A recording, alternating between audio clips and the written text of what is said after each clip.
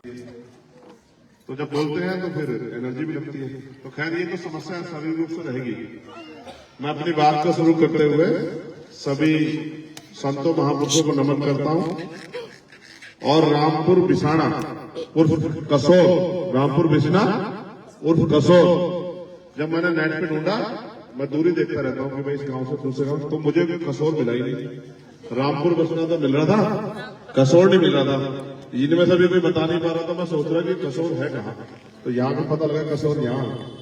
तो कसोर के सभी माताओं बहनों को, मेरे छोटे भाइयों को, मुझसे बड़े भाइयों को और बड़े बुजुर्गों को मेरा जय भीम, नमस्कार। ये कार्यक्रम जिन साथियों ने कराया उनको भी बहुत बहुत धन्यवाद। अभी अभी कल आप लोग जयंती के कार्यक्रम से फ्री हुए हैं। कल और परसों 3 दिन में आपने जयंती बनाई, कई शोभा यात्रा निकाली, बहुत सारी चीजें। मैं भी बिजनौर में बहुत सारी जगह में गया। कल किरतपुर था, बहुत बड़ी निकलती है। आप लोग के यहाँ भी गए, लोग गए किरतपुर 70-80 गांव के लोग इकट्ठे होते हैं, तो बड़ी भव्य शोभा यात्रा निकलती है। फिर मैंने देखा उस शोभा यात्रा में कि बहुत सारे नौजवान और बड़े लोग भी शराब वराब पी के खुश हो रहे थे। तो मुझे महसूस हुआ कि समाज सही रास्ते पे कम चलता है, गलत रास्ते पे ज्यादा चलता है।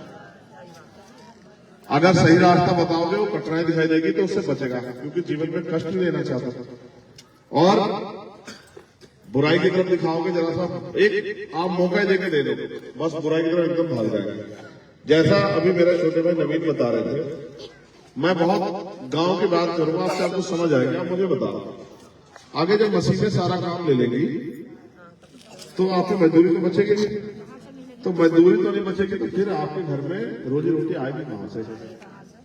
अगर आप अपने बच्चों को नहीं पढ़ाओगे, उनको पढ़ा के लिखा के कामयाब नहीं बनाओगे, तो भाई फिर वो भी मेहनत मजदूरी के साथ रहेंगे। मेहनत मजदूरी मिलेगी नहीं तो वो इस देश में भूखे नहीं मरेंगे, तो करेंगे क्या? अब आप महसूस करो, पढ़ाने लिखाने के लिए चाहे स्कूल की जरूरत। एक तरफ सरकारी स्कूल है जहां मास्टर जी भी पढ़ा नहीं रहे, किताबें भी नहीं है, कॉपी भी नहीं, बच्चा भी जाके घूम के आता है। एक तरफ प्राइवेट स्कूल में जहाँ पढ़ाई हो रही है, उसकी फीस बहुत महंगी है। जब आप मेहनत मजदूरी आप पे होगी तो फीस कहां से ले आओगे आप? जो अच्छे स्कूल है उनकी मिनिमम फीस बहुत, जो कम से कम फीस है वो 2000 रुपए 3000 रुपए महीना है। अगर कोई बच्चा बीमार हो जाए तो आप हॉस्पिटल में ले जा सकते हैं, क्योंकि हॉस्पिटल में 500 रुपए का पर्चा लेता है। उसके बाद चेक करेगा बीमारी क्या है क्या नहीं है, फिर वो टेस्ट कराएगा, फिर वो इलाज करेगा। अब पैसा है नहीं, इधर सिलेंडर के दाम नहीं बढ़ रहे हैं, इधर खाद्य पदार्थों के दाम नहीं बढ़ रहे हैं, इधर दवाइयों के दाम नहीं बढ़ रहे हैं, तो खर्च तो बढ़ रहा है, आमदनी नहीं बढ़ रही। तो आप इस देश में करोगे क्या? आजादी के बाद 75 साल हो गए, अभी भी पक्के मकान तो बन नहीं पाए। आप देख लो अपने घरों के हालत। कच्ची चिनाई पे आपने प्लास्टर कर लिए, कुछ लोगों ने अभी प्लास्टर वो कराए, पक्की चिनाई, लेकिन प्लास्टर नहीं करा पाए। तो भाई अभी हम पर रहने को भी सही ठिकाना नहीं है।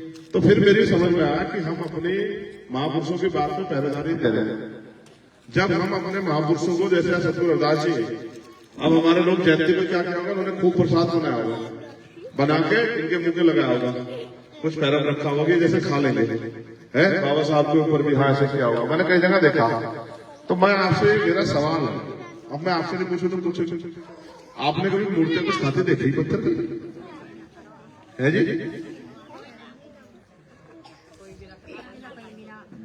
जब पत्थर का शेर आपको नुकसान नहीं पहुंचा सकता तो आपको ताकत दे सके पत्थर का शेर। आप महसूस करके देखो अपनी जिंदगी में, प्रैक्टिकली बात बता। कबीरदास जी का बयान है, कबीरदास जी की वाणी, क्योंकि हम और उन्होंने आगे भी कहा कि मैं उस चक्की को नहीं पूजते जिस चक्की का पिसा हुआ हम लोग।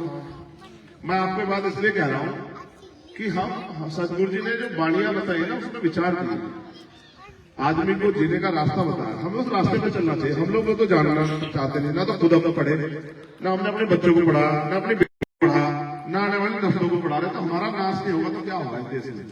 आप ये महसूस बात आपको बता रहा, मैं बहुत किताबी बात में बहुत सतगुरु रविदास जी महाराज को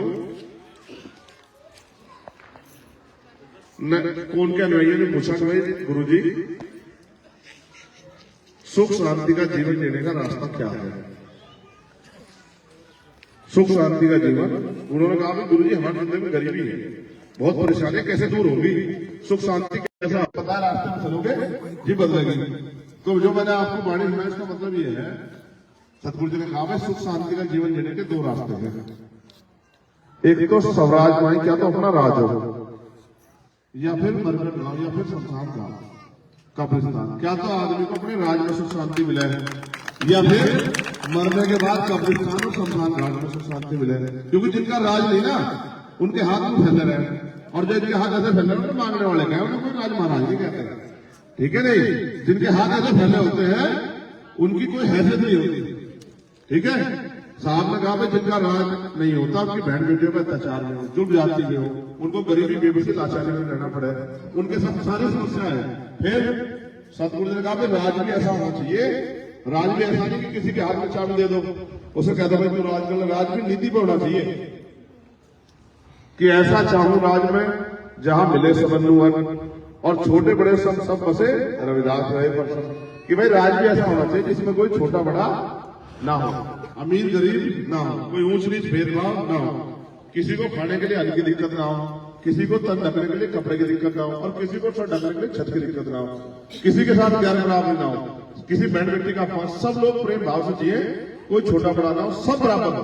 तो राज ऐसा होना चाहिए, राजा ऐसा होना चाहिए जो ऐसे राज की व्यवस्था करिए। बाद में 600 साल से पहले और नारदी जी राज का उन्होंने कहा बेगमपुरा शहर बसाओ। बेगम का मतलब होता है बिना गम का शहर, बिना गम का प्रदेश, बिना गम का देश, बिना गम का राज, कि जिस राज में किसी की जिंदगी में कोई गम ना हो। अब आप अपनी जिंदगी को चेक करो, कितने गम है। पढ़े लिखे नौजवान बच्चों को जिनको मेहनत करके आपने अपना पेट काट काट कर पढ़ाया, उन्हें रोजगार नहीं मिल रहा। आपके घर परिवार के लोग मेहनत मजदूरी पे जाते हैं सुबह चौक पे, तो कोई खरीदार नहीं आता, कोई इनको मजदूरी दे दे वो वापस आ जाते हैं, और खर्चे रोज के बराबर है। तो आप गरीबी बेबसी में पड़े हो, क्योंकि आपका राजकाज है नहीं। अब राजकाज, जब पहले राजतंत्र था तो राजतंत्र में तो तलवारों को मिलता था। जैसे ये दो टीम है, इधर की सेना आपस में लड़ती थी, जो जीत जाता था उसका राज आता था, फिर वो अपनी योजना बनाता था। तो अब तो बाबा साहब अम्बेडकर ने अपने 4 बच्चे कुर्बान करके आपके मीठे में दे दी ताकत। बटन दबाओ राज ले आओ, बटन दबाओ राज ले आओ। लेकिन अगर अभी हम राज नहीं ले पा रहे तो भाई सबसे बड़ा नालायक कौन होगा? आप महसूस करो, इन किसी का ईंट भी नहीं मारने, ना पत्थर ना लाठी मारनी, बस वोटिंग वाले दिन जाके जिम्मेदार था वोट देना। साहब ने कहा वोट की रक्षा से घटी, जैसे बैंड बेटी की रक्षा कितने तय है।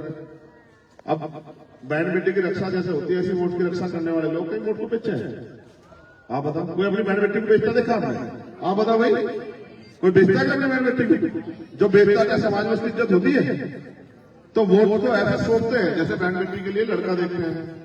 जब अपनी बिटिया का ब्याह करते हैं तो लड़का ढूंढ के लाते हैं, और उसमें ढूंढने में इसमें कोई कमी तो नहीं, और फिर उससे पूछते हैं भाई तो ठीक ठाक रखेगा, फिर उसके यहाँ शादी करते हैं। तो वोट को भी ऐसे जिम्मेदार आदमी सोचना चाहिए। अब तक आपने जिसको वोट दी कोई भी आ गया, आपने जाति धर्म के नाम पर वोट दे दी। अब आप मुझे ईमानदार से बताओ, मैं तो नहीं कहूँगा 100 रुपए पहले, जिसको पिछली बार वोट दी थी 5 साल में एक बार आपसे सब कुछ पूछने का, ईमानदार से बताओ।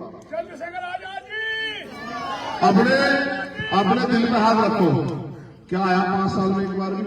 लो पूछने भाई तेरा बच्चा बीमार तो नहीं, तेरी बेटी को पैसे की दिक्कत तो नहीं, तुझे पढ़ाई में दिक्कत तो नहीं, तेरे यहाँ कोई और परेशानी थी, तेरे पेट में कोई अन्न को उसकी खाली, तेरा पेट भूखा तो नहीं, तेरे घर में मकान तो चलो पूछो ना।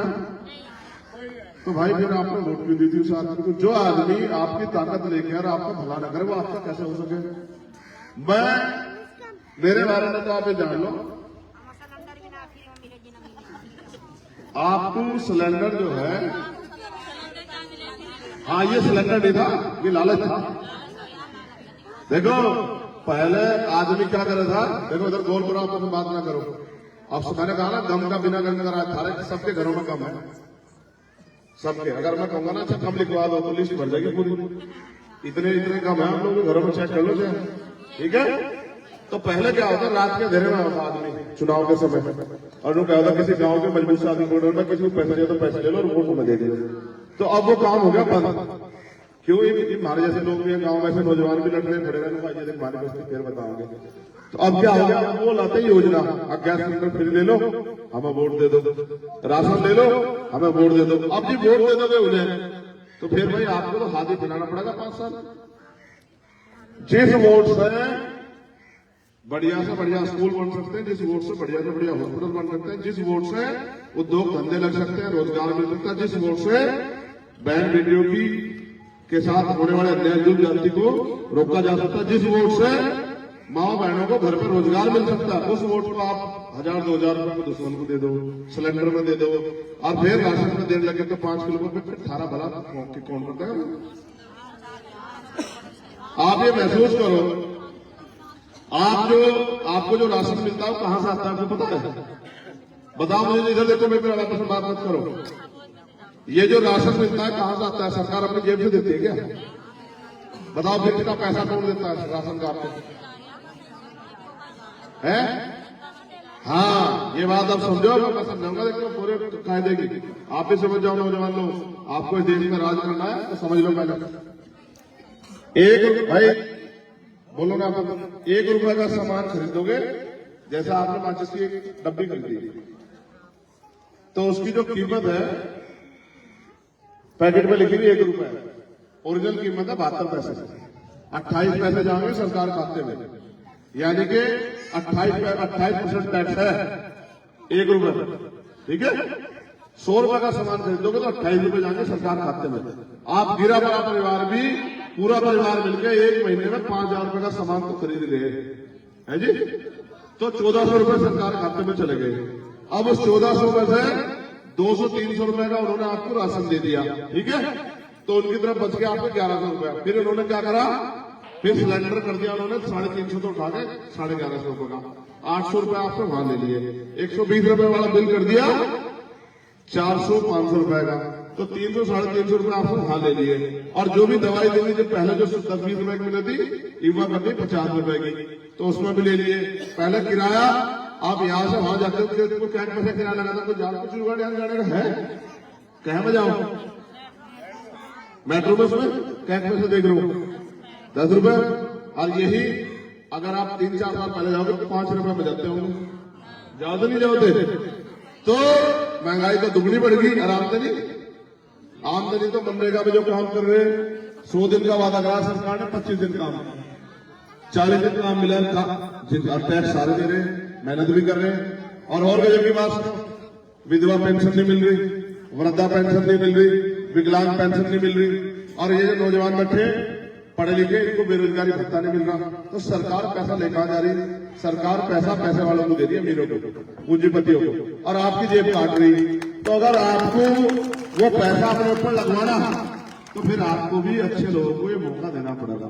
आप उन्हें चोरों को देते रहोगे, उन्हें जो 5 साल आपको जब देखते भी, तो फिर आप मुंह मत रहो कि हमारी जीवन समस्याएं तो रहेंगी ही भाई। जब आप अपनी रोकथाम नहीं करने के, अपनी ताकत नहीं बढ़ाने के, तो मैं ही क्या कर दूंगा?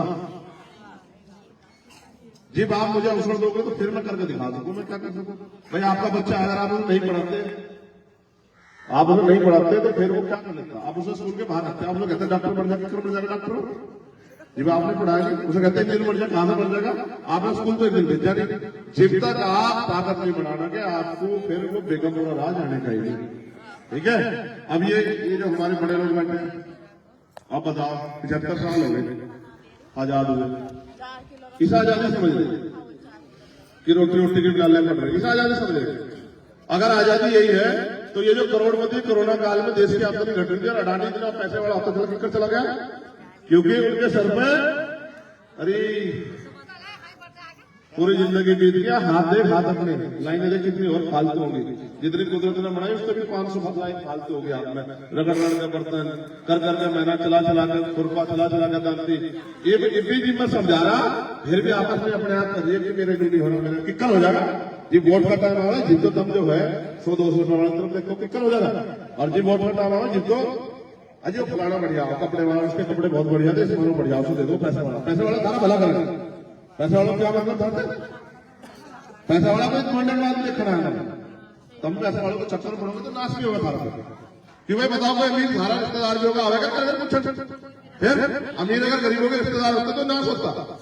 अमीर तो वो फेरना नहीं कर रहे, जितना ये फेर ले 5 साल वालों ने, ठीक है, तो इन्हें अमीरों के इनका बजाओ जुटता, इनका तो अपने वाले को चंद्रशेखर आजाद को वोट जिब बजाना पड़ेगी ताकत, अन्य फेर कोई 5 साल। देखो जिनका राज ये तो उनकी सुनो, इस देश में मुसलमान अब ऐसा सवाल है, मस्जिद में भी घुस पाने, स्कूल कॉलेज में खोल रहे हैं तो लट लग रहे हैं उनके, स्कूल कर दे रहे अपन। और पहले नौकरी आती पाल का, प्रजापति का, कश्यप का, सैनिक का, विश्वकर्मा का, सैन का, चमार का, वाल्मीकि का, पासी का, धोबी का, हटीक का बच्चा जो है स्कूल में जाता, पढ़ लिख कर डॉक्टर इंजीनियर बना था। ये सारी सरकार नौकरियां खत्म कर दी, इधर बिठा लो कुर्सी पे, ये बिठा लो, देखेंगे जातिवाद में कौन बिठाता कुर्सी पे। ठीक है, पहले तो वकील भी बना था, जज भी बना था, डॉक्टर इंजीनियर, IAS IPS भी बना था, ये कहां बन जाएगा? ये सरकार नौकरी खत्म हो जाए, कौन घुसन दे रहा? अभी भी जातिवाद छुआ छुट है, मटकी छोड़े बच्चा होती है, आपने देखा होगा है, मुझे रखने बच्चा होती है, घोड़ी में बैठने बच्चा होती है, सब कुछ जो हुआ बस आपकी समझ में नहीं आई बात। इसलिए कह रहा हूं, ये बाबा साहब अम्बेडकर का दिया हुआ जो आज तक खा रहे हैं, अगर इसे बचा रखना, बाबा साहब लोग कह गए खून क्या शुरू हो गए। अब भाई बड़ी मुश्किल से मैं इस कानून को यहां तक लेकर आया, अगर आप इसे आगे न ले जा सके पीछे न जान दियो। आज अगर कोई हक की बात कर सड़क पर आ जा तो लट लगा, जेल चला जा। यही बराबर में हल्द्वानी को मुसलमानों को 2 लट बजा कर कहीं मार दिए। ठीक है, आप तो चंद्रशेखर जैसे लोग हैं, चंद्रशेखर तो उनके लिए भी घंटे खून भी देने इंतजार, लेकिन आप समझो पहले जब तक आप पक्के नहीं होंगे वे भी बेचारे जो है बस। ठीक है, असल लड़ाई आपके ऊपर है, क्योंकि इस देश में वोट की ताकत आप ही समझो। तो आप जो कुछ बनाओ वोट से बनाओ, ये बात आप जान लो। ठीक है, आप में जो कुछ लोग नौकरी वोकरी लगते तो ये रविदास गुरु घर भी नहीं बनता यहाँ। ठीक है, ये हमें वोट की ताकत है, वोट अगर खत्म होगी नहीं तो आपकी बस्ती में पैर नहीं रखना आने का कोई, राशन तो बहुत दूर की बात है। ठीक है, नूही नहीं पूछने का तब मर रहे जी रहे। तो इस बार जब वोट डालने जाओ तो अपने चुनाव चिन्ह केतली का ध्यान रखो। क्या चुनाव चिन्ह हमारा बताओ, जोर से बताओ क्या है, दोनों हाथ उठा के बताओ क्या है। इसलिए ढाई को पीछे बैठी में से देख रहा है, जिन्हें मुंह को कपड़ा लपेट रखा, हाँ इन हाथों गोटों को बांध रखे, भाई आई नहीं जाती, सारी गरीबी कट जाए, यही खिलाफ हमारे में देख लो गांव में बसे। दोबारा हाथ उठा दो जो हमारे साथ है, दोनों हाथ उठाओ। सुनो, ये गुरु घर है, दिखाई हाथ उठा दी, लोग धक्के तो बुरा हो धोखा, तो आप मुझे धक्का दे के दो, भाई हम पैसे वालों के गुलाम हैं, हम पैसे वालों के हिसाब चलेंगे, कोई बात नहीं। ठीक है, एक मिनट पकड़े भाई, देखो मेरे मन में तो छल है, ये जो लोग मुझे देखते हैं जानते हैं, मुसलमानों के होंगे, पिछड़े वर्ग के होंगे, दलित समाज के भी, क्यों भाई ईमानदार से अपने दिल का हाथ रखकर बताओ, पिछले 10 साल में मैं धनी गर्दन झुकड़ दी गई, ईमानदार से बताओ है, बताओ सब जाकर खड़ा रहूं और मुकदमे भी झेलूंगा, जेल भी जाऊंगा, लाठियां भी खाऊंगा, पैरों का खून भी खींच लिए मेरे। और जब CBI इनकम टैक्स डरा तो गोली भी चला दी, तो यहाँ को वह गोली भी चीर के निकल गई, तो उस तक नहीं डरा। भाई आदमी पेट के लिए तो सब कुछ करता है, मैं तो वो भी दांव जीवन की दांव को लगा दिया। इतनी अगर तुम अमीरों के गुलाम बने रहो तो मैं क्या करना। हाँ बहुत बढ़िया बात, यही सही बात। अब और सुनो, ये हमारे लोगों में भय है भाई मशीन में चोरी हो रही, तो आपको बताओ ये जो जने नेता हारते फिर इनमें तो कौन सा मशीन के खिलाफ मेरे अलावा आप बताओ, मशीन के खिलाफ लड़ रहे हैं भाई, 3 महीने से पिछले पूरे आंदोलन चल रहे, कोर्ट में चल रहा मुकदमा और जीत के रहेंगे, बैलेट पेपर में करवाओ चुनाव, पूरे जोड़ लगा रखे, समझ गए नहीं समझ गए। सरकार और ऑप्शन दिया कोर्ट को भी, अगर लोग बहुत जल्दबाजी हो रही ये भी नहीं हो सकता, तो मैं गाँव में ऐसा है जो वीवीपैट से पर्ची निकल रही, वहां पर्ची दे दो हमारे हाथ में है, हम लोग देख ले किस पर गई, कहीं ऐसा तो नहीं बदल जा। ठीक है, फिर हम उसको पर्ची को गिर देंगे उसमें डब्बे में, और तब हमारी मशीन ना गिरी, हमारे पर्ची गिर दियो बस। ठीक है नहीं भाई, जब हम 5 साल वोट देकर इंतजार करें, 2 दिन और इंतजार कर लेंगे, क्या जा रहा हमारा, ऐसा थोड़े हम बहुत कारोबारी हो जाएंगे 2 दिन में। लेकिन हाँ, अगर हमारी ताकत बढ़ गई, हाँ उसका इंतजाम बदल हुआ, हम यहाँ गाँव में इंतजाम कर लियो। ठीक है नहीं भाई, अच्छा सुनो, थारी तो एक गांव का मामला, मुझे चिंता है नहीं, दिन रात लग रहा है नहीं, तो तुम अपना मन पक्का रखियो, बोला समझ लियो कि मैं लोग चल दो है, कभी कोई पैसे वाला जाने करे पैसे रख लो। बताओ अच्छा किसी किसी चाहते पैसे, बताओ हाथ उठाओ, किसे पैसे चाहते हाथ उठाओ। एक मिनट रुक जाओ भाई, पीछे वाली जो थारी बहने भाई, कुछ लोग ऐसे हैं जो पैसे की उम्मीद रख रहे हैं, सुनो मेरी बात। अच्छा पीछे तो आवाज नहीं जा रही, मेरा गला थोड़ा सा खराब हो रहा और कुछ नहीं, मेरी बात सुन लो एक बार, चुप हो जाओ। तो मैंने आपको बात बता दी सारी, निशान बता दिया, निशान के से पता लग गया, हाथ बता देना देखो जिनकी सरकार ने उनके साथ क्या हो, अगर कोई पढ़ा लिखा नौजवान यहाँ 29 शिक्षक भर्ती हुई थी मास्टरों की, 20,000 पद बैठते थे, दलितों के बच्चों के फीस के बीच छीन लिए, 4 दिन तक आंदोलन करना लखनऊ में, सरकार का डेढ़वा पकड़कर 6800 6,800 नौकरी दिलवाई, फिर कोर्ट से रुकवा दी, लिस्ट भी जारी करवा दी।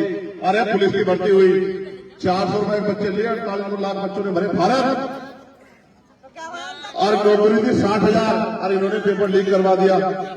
अरे मेरी सुन ले तो काम में फिर मुझे नेता बना दो, काम बता कर सारी बात जाके, ये भी तो मेरी सुन ले। 48 लाख फार्म भरे गए, एक बच्चे लेके 400 रुपए, 200 करोड़ रुपए सरकार की जेब में चले गए, सारे घर पर निकल गए। कितने? 200 करोड़, कितने जीरो लगे हैं? गिनते गिनते पूरे गांव को भेज दिए, नहीं तो गिनने गिनने में कई दिन लग जाएंगे। लोग होंगे मशीन ला दो, हाथ में दर्द हो गया, हाथ में दर्द हो गया, इतने पैसे आपके छीन के जेब में रख लिए, और फिर पेपर का भर्ती का पेपर लीक करवा दिया। फिर जब हमने रोज रोज कहा टीवी पे अखबार में, फिर परसों जाकर चुपचाप का भर्ती, अब जी भर्ती दोबारा कराओ 6 महीने में, यह भर्ती लीक हो गया, उसका पैसा तो कहते कोई भर्ती लीक की बात करेगा मुकदमा लिख देंगे। तो हमने कहा लिखो, हमने देखा मुकदमा, हमने रोज कहा भाई रोज पेपर लीक कर दिया, लीक कर दिया, लीक कर दिया, लीक कर दिया, ये अपने आप ही आज लीक हो गया। तब हमने भरा था उसकी भर्ती के बारे, कोई है नौजवान क्यों भाई, कैसा दिल से पत्थर सा लगा नहीं पड़ा और पढ़ा नहीं पड़ा, इन नौकरी आगे तो आगे जा, इन नौकरी लगे ना 50,000 में मिलेंगे, चले गए नहीं चले गए। तो नौकरी कौन देगा? नौकरी सरकार देगी। सरकार कैसे बढ़ेगी? सारे वोट से। अब वोट दोगे भाजपा वालों को तो भाई रखना पड़ जाएगा, ठीक है? तो दोनों अलावा ये भी कभी देखो जरा, ना कुछ और भी क्या लिखा हुआ बताओ? हाँ दोबारा पढ़कर बताते तेज, आप भी पढ़ क्या लिखा है? हाँ ये मेरी बात सुनो, जिनसे मुकाबला है वो बहुत ताकतवर लोग हैं। देखो 2 तरह की राजनीति हो रही देश में, एक तो कर रहे धन्ना सेठ पैसे वाले, पैसा बांटो, पैसा फेंको, वोट लो और फिर बढ़ के फिर पैसा कमाओ। तो उससे जब आदमी पैसा लगाकर चुनाव लड़ेगा तो उससे वो गरीबों का कोई भला नहीं कर सकता, वो तो अपनी कमीशन ही पूरी करते रह जाएगा, ठीक है? वो तो लोग कहना मेरे पैसे पूरे हो जाने दो, मैं 20 लाख 50 लाख 1 करोड़ 5 करोड़ रुपए लगा के पहले मैं अपने पैसे पूरे करूंगा, तो फिर कम तो फिर काम भूल ही जाइए, है जी, ठीक है? हाँ तो चाहे आप 1 रुपए की मदद करो, आप बहुत मत्था टेक टेक के वहां 10-20 रुपए चढ़ाता हो, यहाँ तो जिंदगी बदलेगी, वहां तो नहीं बदलेगी, यहाँ तो बदलेगी वोट से। तो चाहे आप 1 रुपए की मदद करो, लेकिन अपनी मेहनत कमाई से मदद जरूर करो, और जो और सक्षम हो वो इस लड़ाई में अपना योगदान दो, क्योंकि जिसके खिलाफ लड़ाई है बहुत पैसे वाले अपने एक पैसा जोड़कर हम उनके खिलाफ मुकाबला कर रहे हैं और हरा के छोड़ेंगे, ताकत बढ़ा के छोड़ेंगे, ये भी हमने तय कर लिया। तो ये भी मेरा आपसे आग्रह है, आप अपनी मेहनत कमाई से 1 रुपए की मदद करो, लेकिन उठ के केंद्रीय में जाकर लिखकर आपको वोट देने जाने के लिए आप मदद करो, जिससे कि लड़ाई मजबूत हो, ठीक है? मैंने आपने मेरी बात सुनी बहुत जिम्मेदार से। इस गांव की महिलाएं बहुत अच्छी है, बहुत कम बोलती है और उठती भी अपनी जगह पे, बहुत अच्छी महिलाएं, सबका सदगुरु जी पर मेहर करें।